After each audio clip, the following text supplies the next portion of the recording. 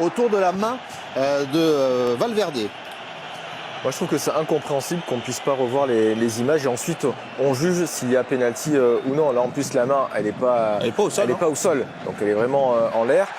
Si jamais il y a un coéquipier de Rafinha au second poteau, c'est but. Donc pour moi, ça valait quand même le coup de regarder la VAR sur cette action qui est très litigieuse du Real Madrid.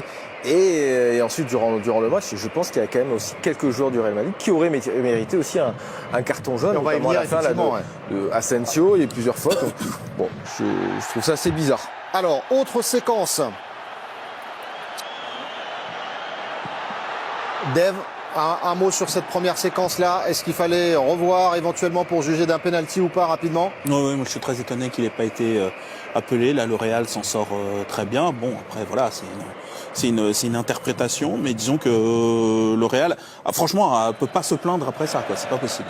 La faute d'Aurélien Tchouaméni qui lui a valu un jaune et le débat, il est autour du rouge. Est-ce que ça méritait le rouge sur cette action, Benoît?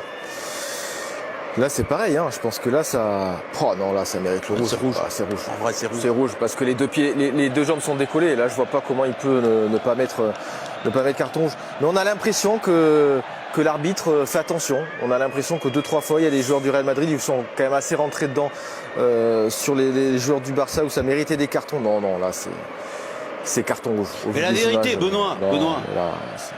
Oui, Sébastien. La vérité, c'est quoi? C'est que quand on commente notamment des matchs PSG Marseille, Real Barça, ça suscite toujours beaucoup de polémiques. Mais si c'est Strasbourg, Rennes, moi je vous dis que voilà, on est droit au but, on dit que l'arbitrage est favorable au Real Madrid ce soir parce que c'est la réalité. Donc encore une fois, le Barça mène 1-0. Pour l'instant, c'est pas dramatique, mais ce qu'on peut constater, c'est que la pression qui a été exercée sur l'arbitre, elle a fonctionné parce que c'est humain, c'est un être humain et il s'en sort. Mais Saoud l'a dit plutôt bien globalement. Mais faut dire les choses telles qu'elles sont. Et donc derrière, voir des images sur lesquelles certains joueurs comme Rudiger et Bellingham et un membre du staff technique continuent à mettre cette pression qui est presque physique. C'est à 70 cm du visage. C'est pas correct.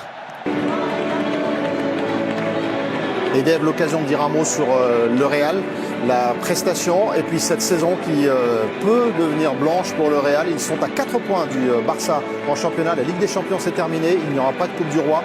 On est sur une fin de saison qui peut avoir beaucoup de conséquences du côté du Real. Oui, je pense que cet échec-là va faire mal parce qu'on sent qu'ils y ont mis un peu tout ce qui restait. Tout ce qui restait en termes d'énergie, parce qu'ils ont quand même eu la force de revenir dans cette finale qui était mal embarquée.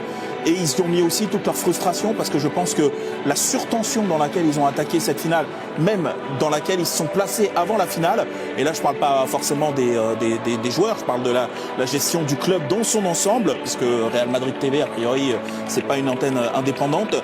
Je pense que ça a placé l'équipe sous une pression terrible, sous une tension incroyable et qui s'est traduit dans certains comportements. Ils ont eu une attitude déplorable pendant l'essentiel de la finale et ça a atteint son paroxysme avec Rudiger qui a balancé de la glace sur l'arbitre et qui derrière il y a la moitié de l'équipe qui a été obligée de le retenir. C'est un bestiau en plus, donc faut y aller. Il était dans un état de rage terrible et je trouve que cette image était terriblement symbolique. La déception pour Kylian Mbappé. Benoît, un mot sur sa soirée.